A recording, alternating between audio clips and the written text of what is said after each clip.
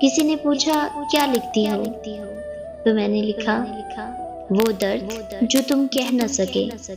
वो आंसू जो आज तक बह न सके, जो आंख से बहे लेकिन पलकों से जज़ब करवाए गए, वो ख्वाब जो टूट गए, वो जज्बात जो बिखर गए, वो चीख जो तुम्हारे अंदर उठी जिसे कोई सुन ना सका, वो दर्द जो आज तक किसी से कह न सके, वो आंसू जो तुमने मुस्कराहट के पीछे छुपा रखे हैं, वो खामोशी